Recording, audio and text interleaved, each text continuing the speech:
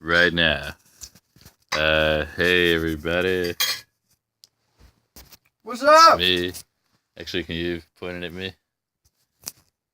Is that good for me? Hey everybody. So I was thinking, like, yeah, we were trying to like sit here writing this book for like years, more than a year, and I had not finished it. And like, I don't think anybody these days would read it anyway. Books don't go viral on YouTube. So I was thinking, like, let's just make a movie about the revolution before the screenplay is even completely finished and just get on with it because, for one thing, people pay attention to it. It might take a little bit of imagination, especially in the early phases, because you have to imagine like fantastical things when we don't really have the equipment for that. But it's kind of like when Monty Python banged together coconuts to like pretend that there was horses that they didn't have because they had a shitty low budget, and that worked better than if they had horses. Actually, it's hilarious. So I'm sure this will work, and you can use your imaginations a little bit to imagine some of these things happening. And hey, it doesn't take as much imagination as reading a book does. So hey, it's not that hard, right? You can watch things, maybe. Yeah. So this is gonna be great. So right now, this is a scene from the movie about the revolution. I'm Altoon, and it's January 27th. I mean 17th, 2016, and we're sitting here planning the bicycle powered traveling band circus of hunter, fisher, gatherer, gardener, filmmakers, which will be going around inspiring everybody to leave their slave cabins because they realize that that's awesome. And wow, I thought if you left my slave cabin, I would be like homeless and dying on the sidewalk with a bottle of liquor halfway up my butt. But no, actually, it's actually like better experience than you're probably having in your safe cabin right now. Uh, you might be offended right now. Good. It's okay. I'm just Al too. Not anybody else. We're just in a movie here. So, anyway, yeah. You see, this is the remains of the fourth wall. Ah, we smashed it. Hey, hey, look who's this over here? Who are you? Yeah, um, you want me to talk about like stuff that's going on in my life right now, right? If you would like, or you can just Okay. talk about whatever you want. But Well, I was talking to my counselor today about world things, life things, um, and I was talking about he kept he asked me like I told him I have a lot of anger. I try not to express that a whole lot. I don't really have many methods of expressing it, but it's good to talk about it sometimes. Um, he asked me, what, what a lot of that was focused on or attached to, and I said that I see this polarization happening in the world, where, uh, in a productive centric culture, uh, are the people who are more fit to be productive and fit to be um, sociologically uh, malleable to what this created culture needs, tend to be distanced from other people because of the nature of the creation of productivity, and so you have a bunch of people who are very good at being uh, logical and reasonable and um, but also reasoning their way out of being empathetic. So you have a whole bunch of people who are taught to be apathetic, uh, and then on the other side of that spectrum, on the polar end, the other end, You've got you've got people who can't fit into what this culture requires to be productive.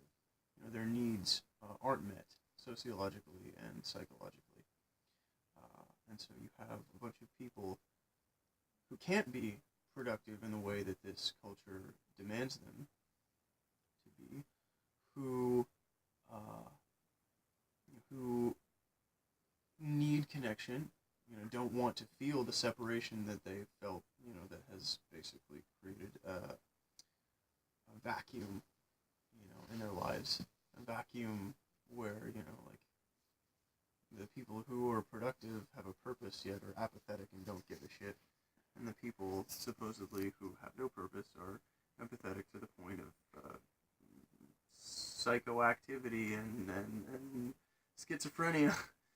That people who care so much that it just drives us crazy. So that's what I was talking to my counselor about today, and with all the Trump supporters around now, and the anti-Trump supporters, all the liberals who are getting ready to militarize and whatnot. I see polarization. That's what I see right now.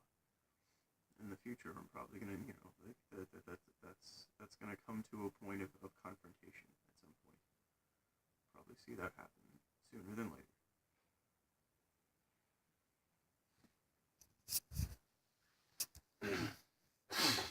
Hey, camera. I'm just meant to be the cameraman.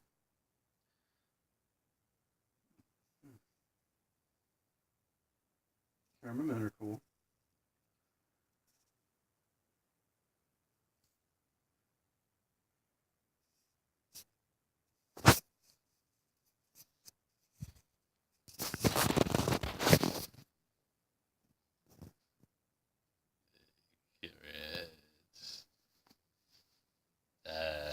Yes.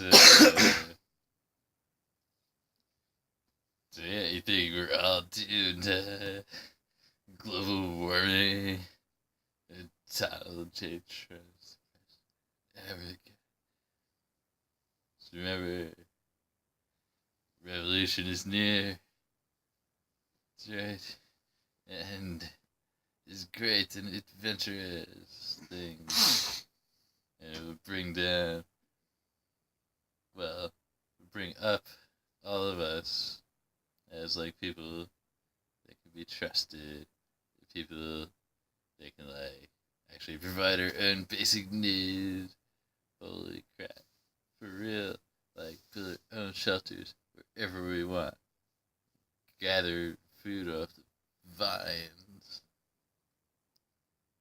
Set all their shitty money on fire. Yeah, that we could do. And then no more problems, right? Right, because government goes away. And industrialization grinds to a halt. It could happen. And it requires you to participate. It could happen. Whatever, man. It's gonna happen. Shit's gonna stop. It could happen. It will happen. It might. The way you say it, it sounds really graceful and really comfortable. I don't think it's gonna be like that. It could be graceful and comfortable if you leave your slave cabin today. Yeah, I don't know about that. Call this 1-800 number. Call this 1-800. I need help. 1-800 Rainbow Gathering.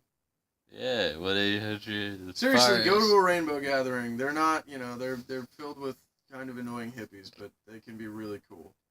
Yeah, There's a lot of culture, a lot of, new culture, old culture, good stuff coming together where people care about each other. It's a good model for people, trying to do something different. These annoying hippies can definitely teach you a new way of life. Yeah. Just don't become as annoying as them. Yeah. Yeah, you don't have to be preppy or yuppie. Snooty. Snooty. You don't have to do that. Like, you can take the good things without being a repugnant patchouli D-bag. Yeah. You hear that? Don't be a drainbow. Yeah, don't be a drainbow. Fuck drainbows.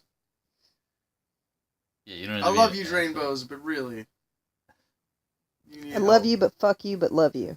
But Yeah. fuck you. Actually, no. I will not fuck you until you stop being a drainbow. That's what I will say. No fucks for you. Wouldn't touch Until that drainbow with a 10-foot pole. Until you get some energy up in this rainbow. No fucking of no drainbows. That's what I say. Or no fucking of the drainbows. Because that was a double negative, which equals a positive, and that would mean you would be fucking so you don't fucking no fucking drainbows. Okay, We don't fuck drainbows. Okay, now we're in the future. Suddenly. No, you gotta turn it off. You gotta turn the camera off. Yeah. Yes.